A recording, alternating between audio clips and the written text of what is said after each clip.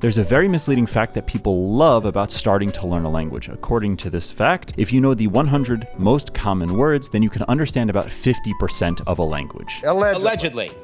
But also, let's leave out all but the 100 most common words in a simple English sentence and see what we're left with. This is a and it has just.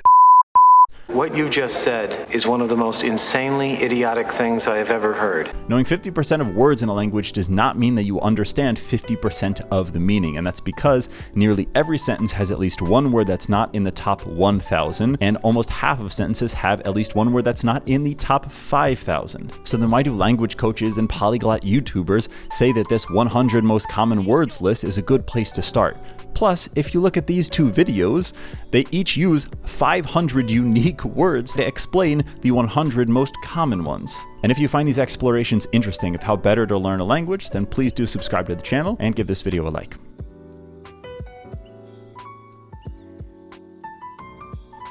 With English as an example, the 100 most common words leaves us with 39 grammar terms, 22 verbs, 17 nouns, 16 adjectives, and 6 question words. Put something together using these words and all you'll have is some boring, impenetrable sentence. Trying to start with these 100 words in any language won't work for 3 reasons. First, these words aren't interesting by themselves. You're boring. Second, these words can be difficult to learn and are random with very little connection between them. I can barely hear you. And third, they likely won't help you with beginner material.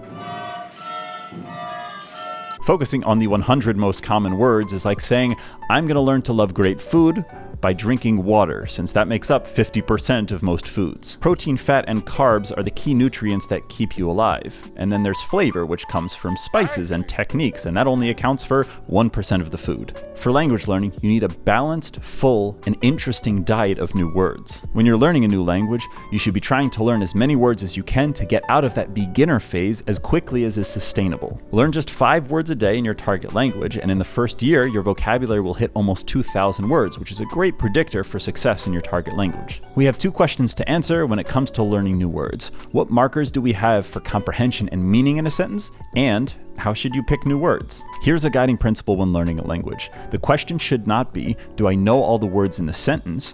Rather, do I have enough to understand the meaning? Having quote-unquote enough can be vocabulary, can be structures in a language, it can be visual cues from a show that you're watching, or it can be prior knowledge about a topic from your native language. But with enough watching and listening and reviewing and thinking and time, your mind will begin to pick up your target language. The physical world is a lot easier to understand than language, so beginner material connects language with the world around you, teaching you basic things like nouns and movement. Rightfully so, a lot of beginners and textbooks will start with nouns and basic verbs because that's what drives comprehension when you're starting in a language. The more you can map the language onto reality, the more likely you are to stick with the language because the language is no longer just you trying to decipher a very hard riddle. But you're not coming to language learning with a blank slate. You have a very powerful computer in your skull that can help fill in gaps in your understanding. For example, when I say in German, ich komme mit Wasser, you can intuit that I'm saying I'm coming with water, not that I'm coming through water or I'm coming as water. One outcome of learning words in your target language, including the 100 most common ones,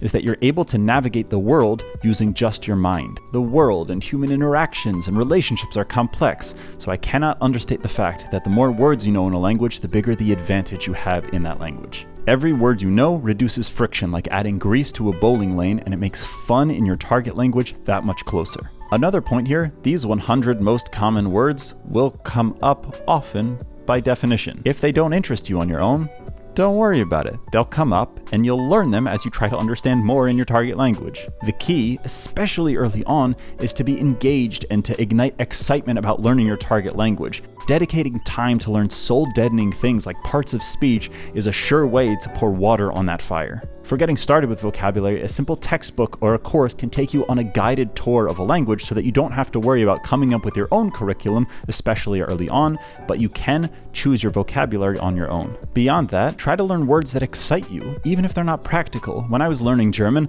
I learned astronomy terms and animal names just because they interested me. And along the way, the grammatical terms came up and I learned them as needed, but not before. So yes, there is a kernel of truth that you should learn the most common words. They give you the most when you're first starting out and can help make tangible progress. But if learning words only because they're common is demotivating to you, then you're more likely to give up on your target language, and then you wind up with 0 words.